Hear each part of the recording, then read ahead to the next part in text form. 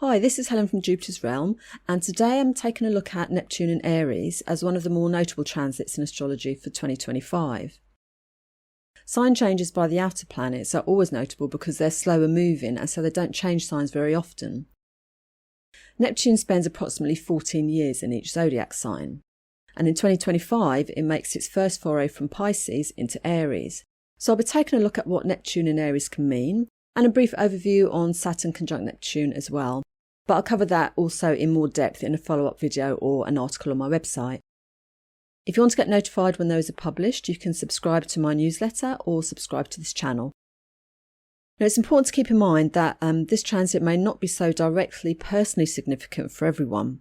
It's more likely to be meaningful and of note if Neptune will be aspecting any planets or points in your birth chart as it moves through Aries, and also by conjunctions or hard aspects, that's squares or oppositions, as these type of aspects tend to be more noticeable, more palpable. Before we get into that though, here's some technical information and dates. Neptune enters Aries on the 30th of March 2025, and it stations retrograde at 2 degrees Aries on 4th of July. Saturn comes to conjoin Neptune at 1 degree Aries on the 30th of July, and then Neptune heads back into Pisces on the 22nd of October. It stations direct in Pisces on the 10th of December. In 2026, it re-enters Aries on the 26th of January, and then is conjunct with Saturn at 0 degrees Aries on the 20th of February. Neptune stations retrograde at 4 degrees Aries on the 7th of July, and then stations direct at 1 degrees Aries on the 12th of December. So in 2025, Neptune's only in Aries for just over 3 months, which is kind of like getting a preview of what this may feel like or signify when it finally does settle in Aries until 2039. As it's a slow-moving planet, you can see that it only reaches 2 degrees Aries in 2025 and gets up to 4 degrees in 2026. And so it will be going back and forth over this 1 to 4 degree range over the next couple of years, and it will be activating these degrees in a total of 3 passes: when it first enters the sign, when it's retrograde, and then when it goes direct again. So over the next couple of years, if you have planets between 0 and 4 degrees of Aries, Neptune will make a conjunction to those. It will square planets at those degrees in Cancer and Capricorn, and oppose planets or points at those degrees in Libra.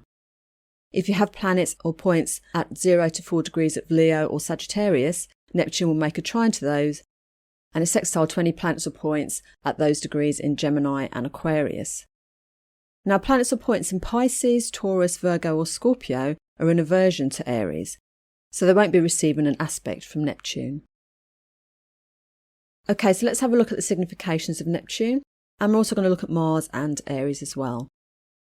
Now, Neptune in astrology is associated with intangible, nebulous, spiritual and imaginative qualities and dimensions of life. It signifies universality, with an impulse towards merging into wholes, utopian ideals, as well as fogs, mists, poisons, confusion, escapism, deception, healing and beauty. Neptune correlates to ideals, fantasies and going beyond the limits of the known material world, and the dissolving of borders and boundaries. Its transits often indicate times of collective movements, trends, dreams and aspirations around an ideal which may be conscious or not, or a compassionate belief or a dream of something more whole, connective or even more divine, and its significations come forth in relation to the qualities and topics of the sign that it's in. As a couple of examples, when Neptune was in Pisces between 2011 and 2025, which is the watery sign of Jupiter, which represents vision, faith and spirituality, we saw significant growth, interest and more acceptance of esoteric arts such as astrology and magic. We also saw increased sensitivity to collective ideals related to social and universal compassion and empathy. For example, the Me Too and Black Lives Matter movements, which started in 2017 and 2013 respectively. And a wider awareness and appreciation for growing environmental concerns. This illustrates the connective, compassionate and spiritual significations of Neptune. Neptune in the air sign of Aquarius between 1998 and 2012 correlated with expansive ways of communicating and disseminating ideas and technological advances. During this time, there was an explosion of social media and blogging sites on the internet, connecting millions of people around the globe and overcoming barriers to physical distance. These technologies and forms of communicating and connecting with others has become a part of everyday life today, and it reflects the Neptunian oceanic signature of dissolving boundaries and separateness.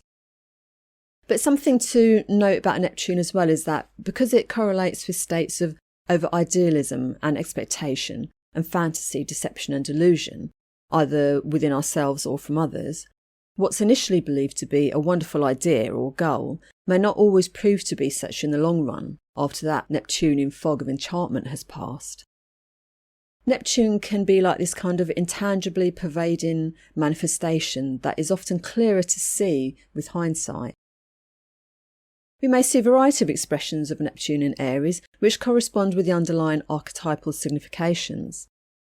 It's a significant shift going from the water element of Pisces to the fire of Aries, as these elements have very different qualities.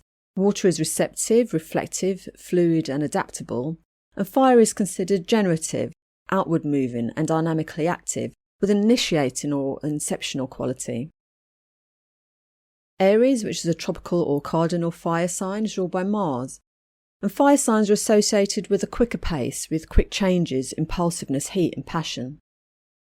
Mars, the ruler of Aries, is the archetype of the warrior spirit, bold, assertive, competitive and confident, with a desire to fight or defend and to dominate. But Mars is also associated with individuation and the assertion of the will. So Aries, through the rulership of Mars, is associated with these qualities, and Neptune in Aries expresses its own significations in relation to these qualities, or in the manner of Aries.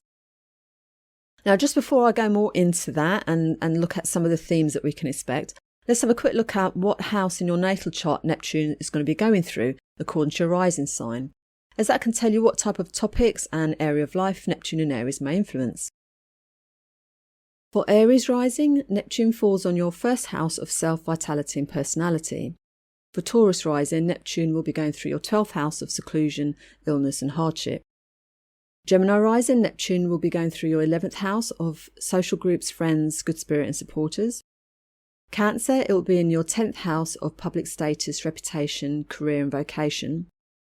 Leo, it will be going through your 9th house of philosophy, religion, divination, higher education, travel, foreign matters, publishing and law.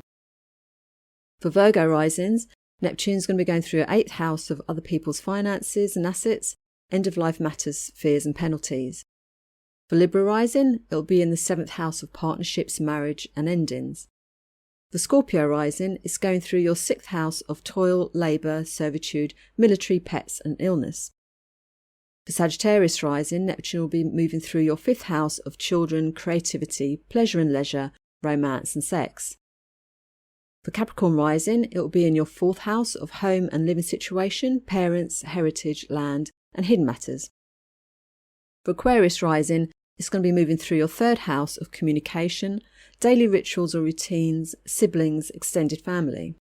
And Pisces rising, it will be in your 2nd house of livelihood, personal income, finances and assets.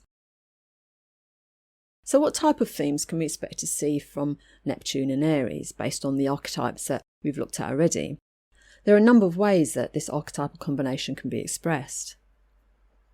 Fire is associated with inspiration and a creative spark. Aries represents an initiating, pioneering, bold and entrepreneurial spirit, with a willingness to take risks to accomplish a goal. Neptune in Aries connects a drive or passion to achieve and to take action with the imaginative, the unknown and the spiritual. As a result, you get pioneering visions or innovations and a desire to push beyond former boundaries into unknown realms, whether that's spiritually, emotionally or in relation to the mundane world. Something we might expect to see are innovations around Neptunian significations of water, liquids, gases, air, poisons, or regarding heat, power, fire or conflict, which Aries represents. In your own personal life, you may be finding new inspirations or a new sense of adventure or motivation which you feel really drawn to in relation to your imaginative or creative life, or emotional or spiritual dimension of life, or the house topics in your chart. So these years may offer some really inspiring times for some people, where there's an enthusiasm and willingness to embrace bold, new, imaginative or creative strategies, actions, ideas and developments. And we can see some of that coming through things like culture, such as films, games, or through science. But for others, perhaps who are more uncomfortable with the energetic and risk-taking qualities of Mars, it may feel a little bit more uncomfortable to open up to that, to embrace that adventurous mindset or approach, or it might feel a little bit confusing. With Neptune transits, sometimes it's just a case of allowing oneself to go with the flow and the experience and see where it takes you and what that can open up for you, as it can take you into hitherto unimagined realms. The Neptunian impulse to seek and connect to an ideal in this martial realm of Aries suggests moves towards aspirations and visions relating to personal power and strength, or collective empowerment, towards achievement and leadership, and achieving one's dreams or beliefs through sheer willpower, confidence, determination, or dominance, striving or doing battle to attain the dream, if you like. You can think about where will your imagination take you in terms of what you feel you can personally achieve or overcome, and it may feel like anything and everything is possible. Aries is associated with a competitive quality and having something to fight for or protect or overcome, and that's a strong motivator for action in this sign. Setting personal challenges and aiming to overcome struggle, whether that's internal or external, and to prove one's mettle, so to speak, could capture the imagination and be something to aspire to personally or in collective trends. And so you may feel drawn to a movement, a cultural trend, or an activity that expresses these qualities. And that could be emotional, physical, religious, or creative oriented goals or experiences, which may feel inspiring, exciting, and seem to promise a richer, deeper connection to your own sense of inner strength, or a sense of belonging to something of greater purpose or meaning. Previous limits or boundaries to this may change and dissolve, bringing forth new or greater experiences or areas of expression, discovery, or achievement. You may be discovering personal strength or confidence you didn't know you had, and in the wider world, new discoveries may be made. However, something to keep in mind is that actions and ideals expressed through Neptune in Aries might not always be so clear-cut or desirable in the long run as they first appear. Illusory or delusional states of being are not uncommon with Neptune transits, and that can occur through altered states of consciousness, the inability to see things as they really are, or via deliberate deceptiveness. We may want to be decisive and have our eyes wide open, but that might not be how it feels at the time, or the truth of the situation. And so the outcome of idealism aroused under a Neptune transit may not eventually live up to expectation. Neptune is very much about liminal spaces, the subconscious, the otherworldly, feeling, emotion, and experience. And so leaning into the intuitive self can sometimes be more helpful with Neptune than trying to be logical or precise, especially if it feels confusing as to how or where to direct one's action or energy. This orientation towards the intangible and fantastical engenders tremendous imagination and creativity, which, in combination with the courage and enthusiastic quality of Aries, can really lead us into previously unexplored dimensions of life, which can be quite exciting. Aries' qualities of assertiveness, determination, and fearlessness, blended with Neptunian self-deception, can manifest, however, as extreme power and egotism, resulting in domineering, fanatical behaviours, a kind of might is right mentality, which may justify conflict or violence in pursuit of an ideal and what's true or just, and potentially leading to ideological battles or revolutions. The passion and heat of this martial sign and the expansive and devotional quality of Neptune can reveal a desire to feel noble and heroic and empowered or in control. And that might be increasingly considered admirable or worthy in some areas of life. Additionally, the individualistic nature of Aries may be in tension with the unifying impulse of Neptune. Whilst Neptune expresses universality and collectivism, Aries has an independent and separating quality, suggesting a possible tension between a desire for collective focus and unity and the need for individual expression and determination at the same time.